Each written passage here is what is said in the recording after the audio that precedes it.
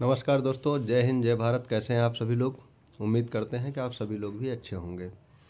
दोस्तों, बहुत जल्दी अमीर बनने की कोशिश मत करिए, वरना भिखारी भी हो सकते हैं। ये तो हमारे पूर्वजों ने कहा ही था।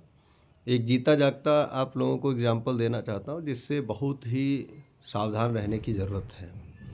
आज के परिवेश में जहाँ पे साइबर युग चल रहा है, बहुत तेज़ी से धोखाधड़ी हो रही है। आए दिन रोज़ बड़े बड़े क्राइम हो रहे हैं, जो कि आप सभी लोग देख ही रहे होंगे।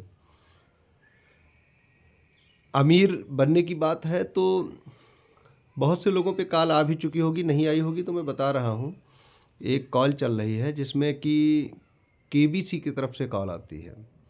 जो कौन बनेगा करोड़पति में हमारे श्री बच्चन जी हैं, उनकी फ़ोटो को उठा करके, और जो वीओआईपी कॉल है, जो हमारे व्हाट्सएप की फेक कॉल है, ये इसे एक फर्जी नंबर रजिस्टर्ड करके व्हाट्सएप का एक अकाउंट बना लेते हैं और हमारे बच्चन जी की फ़ोटो लगा देते हैं, और उसमें आपको कॉल आएगी कि कौन बनेगा करोड़पति से बोल रहा हूँ। तो मेरे पास भी 2 दिन पहले एक कॉल आ गई। तो हमसे कह रहे हैं कि कौन बनेगा करोड़पति से बोल रहा हूँ, और व्हाट्सएप कॉल किया। तो हमने कहा ठीक है भाई साहब, मैं जानता तो था ही कि ये फेक कॉल है, लेकिन चूंकि मैं जानना चाहता था ये आगे क्या क्या करते हैं।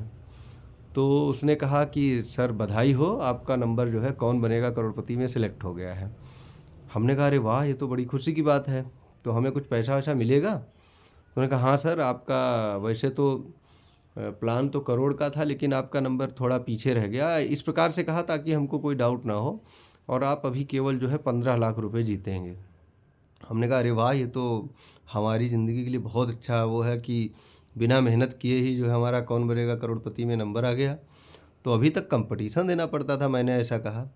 तो उसने कहा हाँ सर, कंपटीशन वाला भी होता है, लेकिन ये बच्चन जी की तरफ से अभियान चलाया गया है कि कुछ सिलेक्टेड नंबर जो पुराने नंबर्स हैं उनको जो है इसमें सिलेक्ट किया गया है। तो हमने कहा मेरा तो नया नंबर है, तो मैं कैसे सिलेक्ट हो गया। तो कह रहा है कि सर हाँ, आपका नंबर नया है, इसमें कुछ नए नंबर भी चूज किए गए हैं। अब देखिए, मेरा नंबर तो पुराना ही था, लेकिन मैंने उससे ऐसा क्वेश्चन किया कि देखें जवाब क्या देता है। तो मैंने जब नया बताया तो उसने कहा कुछ नए नंबर भी सिलेक्ट किए गए हैं। हमने कहा अरे वाह, ये तो और भी अच्छा है मेरे लिए। तो हमने उससे कहा कि ठीक है सर, तो आप 15 लाख रुपए मेरे अकाउंट में डाल दीजिए। तो उसने कहा कि सर आपको कुछ चीज़ें देनी पड़ेंगी, वो आप दे दीजिए। हमने कहा ठीक है, बताइए। तो कह रहा सर क्या मैं आपका आधार नंबर जान सकता हूँ। तो हमने कहा ठीक है, रुको आप होल्ड करिए, मैं आधार अपना ढूंढ के देखता हूँ। तो आधार मेरे सामने रखा था, लेकिन मैंने क्या किया, पहले कापी में 12 डिजिट उलट पलट कर ऐसे ऐसे लिख दिया। तो मैंने अपना आधार नंबर चूँकि लिखा इसलिए कि जब मैं गलत आधार बोलूँगा अगली बार, ये हो सकता है हमसे वेरीफाई करे, तो मैं इसको बताऊँगा क्या। तो हमने कहा ठीक है भाई, आधार नंबर नोट कर लो, मिल गया ढूंढने से। उसको बोला तो उसने कहा ठीक है सर, देखिए इसमें ऑफ़र है, आधार नंबर से आपको वेरीफाइड किया जाएगा। अगर आप होंगे, आप पे ओटीपी आएगा, तो हम सेलेक्ट करेंगे कि आप ही हैं, कोई फ़र्जी नहीं है। तो हमने कहा ठीक है, बिल्कुल बिल्कुल। हमने उससे फ़र्जी आधार नंबर बोल दिया। उसने अपने सिस्टम में, तो आप तो सब जान रहे हैं जैसे कि आधार इनेबल्ड पेमेंट सिस्टम चल रहा है, किसी के भी आधार से पैसे कट सकते हैं।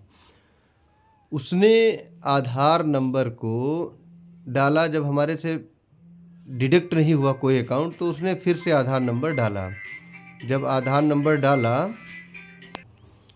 जब उसने आधार नंबर डाला, एक बार डाला, 2 बार डाला, 3 बार डाला, तो जब उससे कोई डिडक्ट नहीं हुआ तो उसने कहा मुझे पागल समझ रखे हो क्या। हमने कहा नहीं, आप पागल होते तो करोड़पति में मेरा नाम सिलेक्शन कैसे करते। तो हमको वो थोड़ा सा इधर उधर से बोलने लगा। तो हमने कहा भाई साहब, यहाँ दाल गलेगी नहीं, थोड़ा आप रॉन्ग नंबर डायल कर दिए हैं। फिर उसने कहा कि मेरा टाइम ख़राब कर रहे हो, पेट पे लात मार रहे हो, और ऐसा कह के उसने काट दिया। फिर मैंने रिपोर्ट करा के उसके नंबर को बंद कराया। ये भी आपको बताएंगे कि फर्जी व्हाट्सअप आते हैं तो उनको कैसे आप लोग सभी लोग बंद कर सकते हैं। तो इस प्रकार से कुछ भाई लोग उसके शिकार हो जाते हैं। अब यहाँ पे अगर थोड़ी देर के लिए मैं लालच में आ जाता कि मुझे 15 से 25 लाख रुपए चाहिए और बहुत जल्दी चाहिए, तो मैं उनको अपना आधार नंबर बताता। अगले स्टेप में दोस्तों क्या होता है, जिसमें कई भाई लोग शिकार भी हो चुके हैं, कि अगले स्टेप में हमारे आधार इनेबल्ड पेमेंट सिस्टम, क्योंकि हर व्यक्ति का अकाउंट से उसका आधार नंबर ऐड हो चुका है, आधार नंबर बताने के बाद हमारे मोबाइल नंबर, जो हमारा रजिस्टर्ड मोबाइल नंबर है, उस पे एक ओटीपी आता, जो 6 डिजिट का ओटीपी है।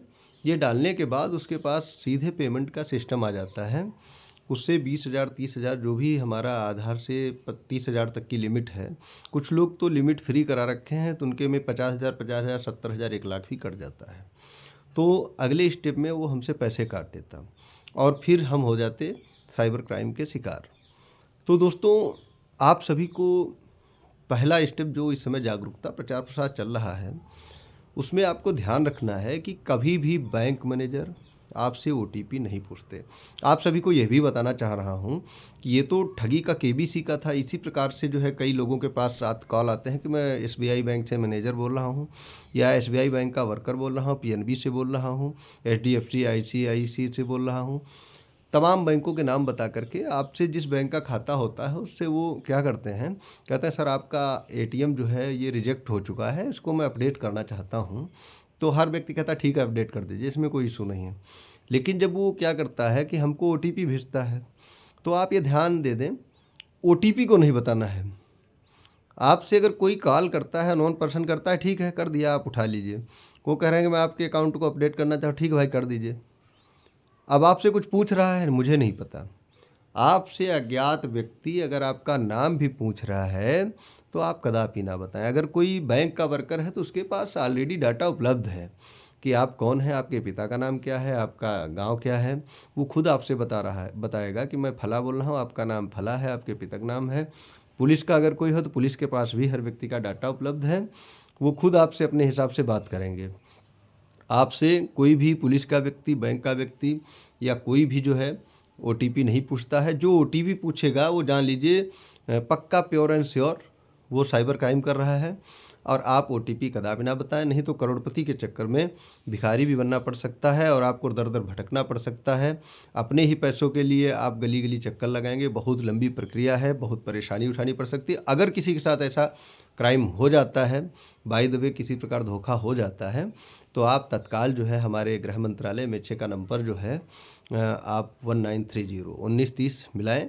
कभी कभी शिकायत आती है कि ये नंबर उठता नहीं, तो हाँ कभी बिजी रहता है, लेकिन आप लगातार मिलाते रहिए। 1930 के माध्यम से आपके संबंधित थाने पर शिकायत जाएगी और पुलिस उस पर कार्रवाई करेगी।